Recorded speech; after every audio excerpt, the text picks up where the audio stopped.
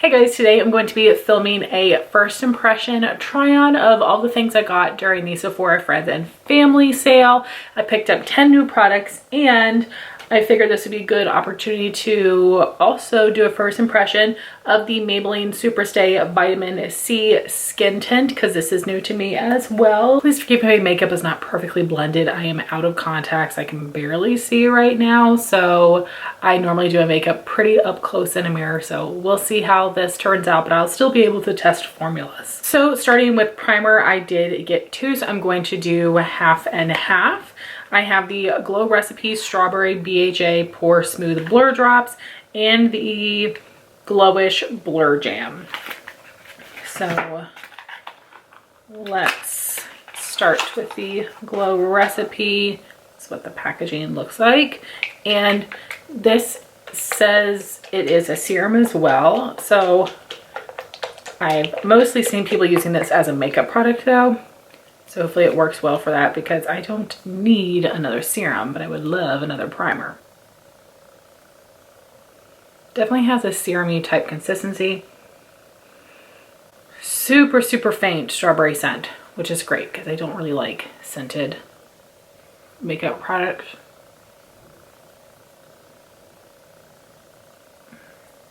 Blend in to the skin super easily. Then we have the Glowish one, which is in a jar, and it does come with this little scoop that I will just start with the product that is on the stopper. No scent to this one and super interesting consistency. I'm definitely gonna need more than this, but let's just see how far it gets me. So based off of texture, the Glow Recipe definitely feels like it has dried down. It's more smooth. The Glowish has a little bit of stick to it, and there's also a little bit of shine. So when I'm looking at my pores, because this side looks a little bit more matte, it looks a little bit more smooth. So it's possible this might dry down a little bit more, but I'm not really seeing any difference in my pores. Next, testing out the Maybelline Superstay Vitamin C Skin Tint. I have the color 110, which seems to be my Maybelline shade. I have not tried the Makeup by Mario foundation, but I know that one has like a little bit of pearlescent glow in it, and I'm seeing that in here, at least from the way it looks in the bottle. Just going to be applying some to my sponge.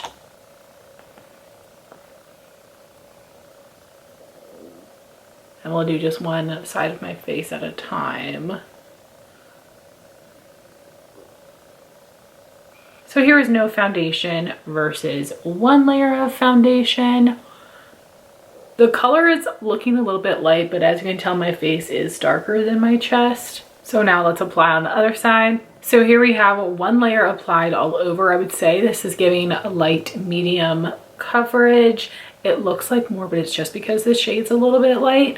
So now I'm going to add a little bit more on both sides, mainly my cheeks, just to see if it's buildable. So this cheek has a second layer.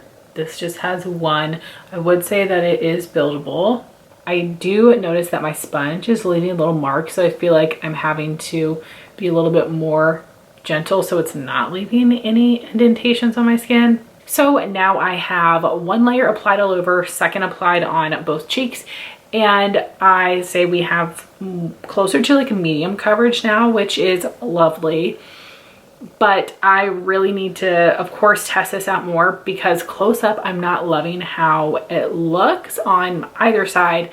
But I think that the Glowish side is a little bit worse in terms of it showing a bit more texture, and it seems to get sitting on my skin odd. But I feel like maybe my skin is just a little bit too textured right now, or maybe I'm looking a little too close up in the mirror. So I feel like that's more the foundation than it is the priming products, but we will keep testing. Then I have two concealers. I feel good about the shade I chose in Saie. This is the Hydrabeam Sheer Brightening Concealer. I got HB half. I was able to swatch this one in store. The Kulfi I wasn't, so I picked one of their three lightest shades. I think this is the lightest shade. because of the undertones, but I'm not sure if it's going to be too light. So this is the Kulfi Main Match Concealer in Fudge Naach. I don't know. So I do think these have different coverage. This is more light, this is more medium, and I'm totally okay with that. I'm not really necessarily comparing these against each other. I'm just trying to test them at the same time. So starting with the Saie, there is like oil in here. It looks like a big, oh, I don't know if you guys can see this. This looks like oil. Like it literally looks like a big drop of water. That's kind of gross to me. Oh gosh, yeah, I wish you could see on the packaging. That's kind of gross. Okay, we'll see what that means for the concealer. And I'm just going to apply under the eyes today because I think I'd have too hard of a time trying to figure it out using two in the center of my face. So we'll just do a couple of dabs like that. And I use a sponge for my concealer as well.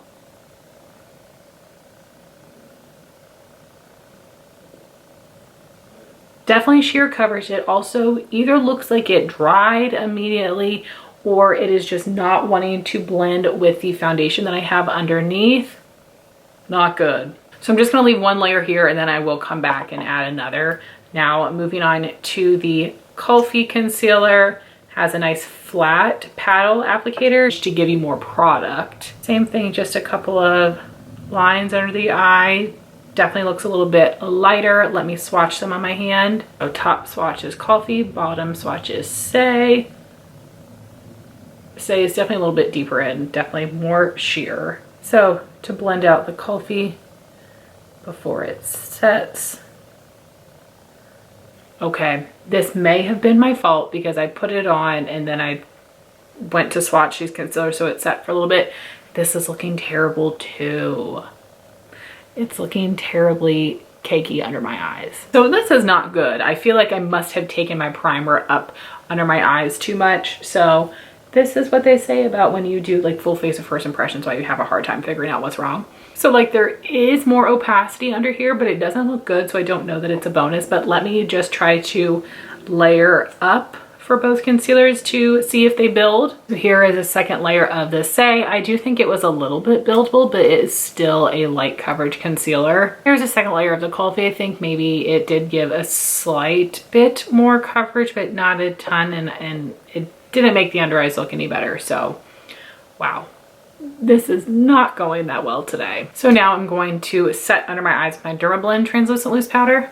So after being set, the Saie looks a little bit better. It looks smoother under the eye. And next I have the Lawless Perfecting Powder in Fair. And I'm just going to pack this on with a semi-dense brush. This is the Morphe and Makeup by Ariel A24. So just picking up some powder on the brush and just going to set my skin, which I have not used a pressed powder to set in such a long time.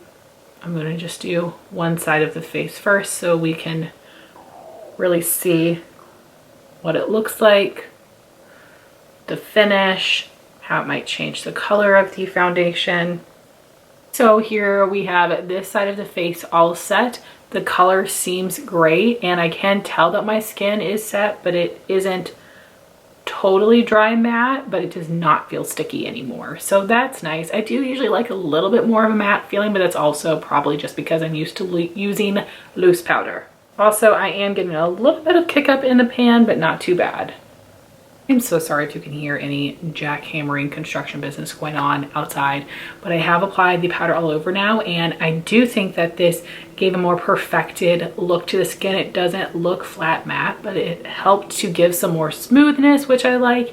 And looking up close, I do feel like the Glow Recipe side is a little bit smoother than the Glowish, but it's not dramatically different. Now moving on to bronzer, I purchased the Kosas Sun Show bronzer in waves because of Lauren May Beauty. I already have the second shade Beachy, but this is the lightest color and I want to try it with more of a dense brush This is the one that I just used for the powder because, oof, that was a lot of kick up.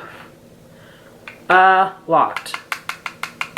I don't usually have that problem, but it's probably because I use a different brush and I feel like I need more because this is a light shade. Maybe that's not correct. So we'll see how this looks on the skin with this much product. So I'm going to start back here on my cheeks. Okay. That's pretty. Got some more for up on the hairline.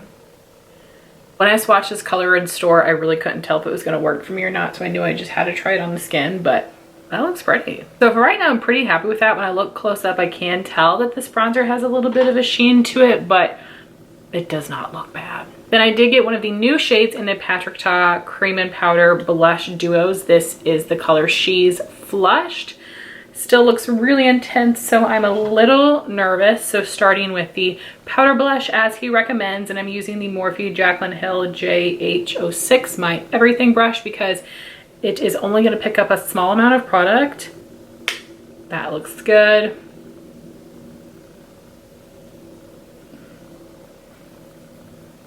I'm trying to have a nice base color, but not too crazy because it does look like the cream side. It looks pretty pigmented, so I don't want to pack on too much of the powder. For the cream, I am going to take a beauty sponge. This is clean but stained, and pick up some of this product and then just try to gently tap it on the cheeks. Woo, yes, that is certainly pigmented. So here is just powder, and this is powder and cream. Let me try to pick up even less on this side and see how that goes.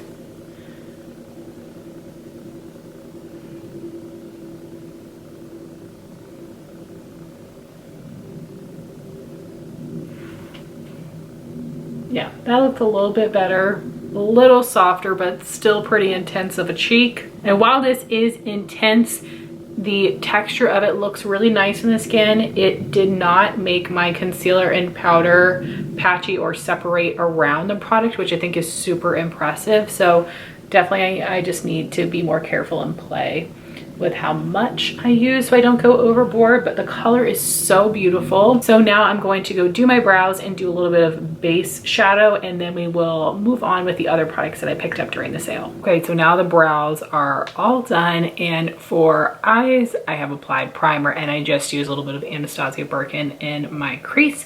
And then for the eyeshadow we're testing today, it is the Kulfi Zari Eyes eyeshadow in Bronze Brocade, and I'm just using this little flat synthetic Alamar brush to apply it. Very creamy and moussey. And then I'm just going to paint this on the lid. I just did a little bit at first. I wasn't sure how spreadable it was going to be. Sorry if you can see my little mirror peeking into camera. I definitely need to use it. So I just tapped the tip of the brush in to try to take this into my crease. And I'm just trying to use some like flicking motions. But I would love to know your all's best tips for meshing cream shadow into powder shadow. So I'm going to do the other eye, and then I'm going to apply a layer with my finger because it is not as metallic as I want. Definitely pigmented, but I'm looking for that metallic look. All right, so now we have it on both eyes, and I am going to take my finger, this one has the shortest nail, and get a little bit of this product. Such an interesting wet texture.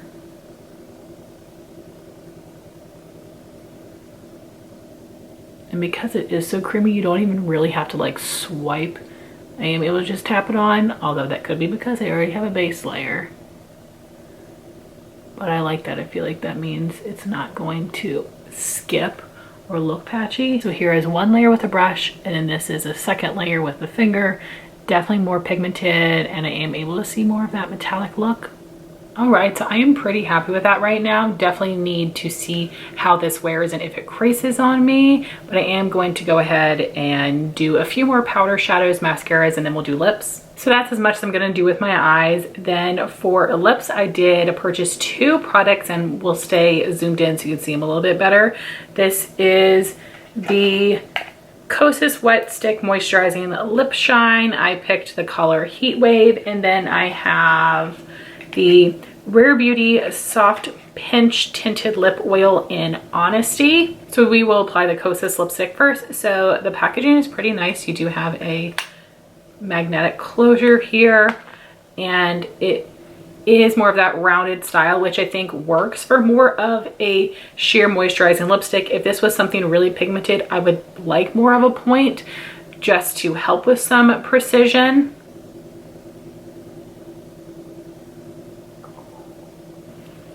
So that was just one go all the way around my lips, and I'm pretty happy with that opacity, and this is such a pretty shade. So let me apply another layer. So I was able to get a little bit more color with a second layer, and I think it looks beautiful. It is still more of a sheer lip color. It's not giving you full color, but it also doesn't look like a lightly tinted balm. I feel like I can tell that this is a shiny lipstick. I absolutely love this color. I do feel like I still had a little bit of foundation on my lips, so that might be making it look a little bit lighter, but this gives really pretty shine. It is very smooth.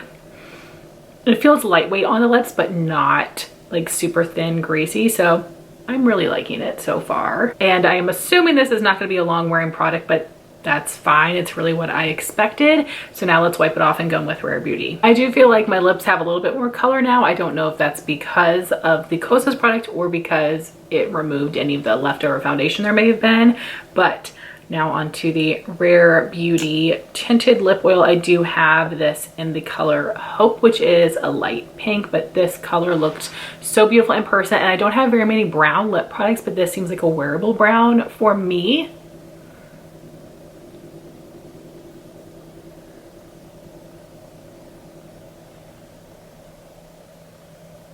And there is the lip color. This is a very pretty brown, and when you apply this, it does have a bit of a cooling feel, but it does have that nice like balmy layer that feels really smooth. I think this lip color goes fine with this look, but I'm definitely looking forward to trying this with other more warm tone fall makeup. So guys, here is the final look using all of the products that I got during the Sephora Friends and Family sale.